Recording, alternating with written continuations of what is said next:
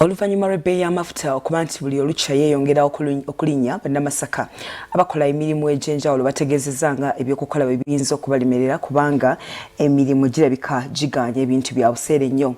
Otuukidde olunaku olwaleero ng'ebbeeyi y'amafuta buli ssundiro litunda lyago so nga n'abantu ebyokutambuza emmotoka ne boodabooda babivaako dda bakozesa bigere.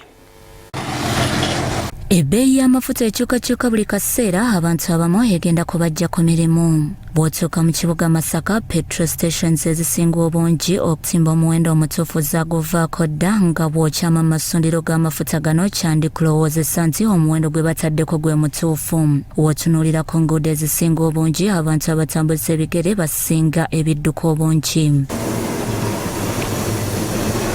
Kiyimba Ibra nga ye ssentebe wa boodabooda wa Kimanya Kabonera ono nga siteegi yaabwe eri mu kibuga wakati agamba nti omulimu gugenda kubalema lwa bbeeyi y'amafuta.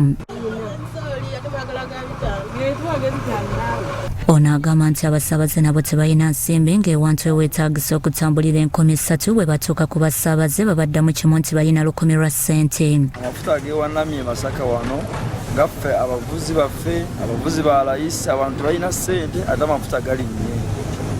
Kati mbadde nkubiriza gavumenti etuyambe ku nsonga y'amafuta okulaba nga gakola ki gakkako gaffe ababoodabooda tunyigirizibwa tuli ku gapiki za looni. Ate baba amasomero nabo bakaba lwabwe Ndugga Vianney nannyini ssomero lya Kano Weeka agamba nti emmotoka bazivuddeko ng'amafuta ge bali babaliridde buli lusoma gaganya okumala nga kati bali mu kwegayirira bazadde buli omu yeereetera omwana we ku ssomero. Bwe waliwo gwe bajetinze nti ttaamu okozesa amafuta ga bukadde 3 essaawa zino ogenze mu bukadde 6 naye jjukira abazadde be tujjamu ssente boona b'ebyenfuna by'abatabanguko tebalina ssente. Kakati omuzadde omusaba evvaani emmotoka omwana we abamutambuliza ku mitwalo 15 naye tegimalaako yadde omwezi ogumu mu mbeera y'ennaku zino liita ya 6 bwe tugula amafuta. Ate na bino ebya petrol station ezimu zaabiginawo ate nno oluusi oba ne ssente zigula amafuta naye n'otuukawo nga ate n'amafuta ku petrol station tegakola ki nga tegaliiwo. Ono asabye gavumenti ebeeko kyekolawo ku nsonga z'amafuta.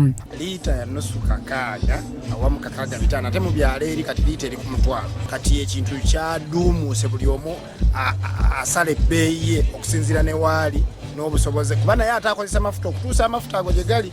Bw'otunuulira omuwendo gw'amafuta ku gas petrol ali mu nusu kakaga diesel wa 5.7 ate ku Shell Buddu petrol ali mu 5.69 diesel ali mu 5.73 ku BAM petrol ali mu 5.98 diesel ali mu 5.98 mu gas petrol ali mu 5.79 diesel wa 5.98 wabula omuwendo guno si gwe gwenkomeredde kubanga n'abamu okukyusa emiwendo bakivaako dda. Bikusakiddwa mu Ronald Grassol TV Omunnyo.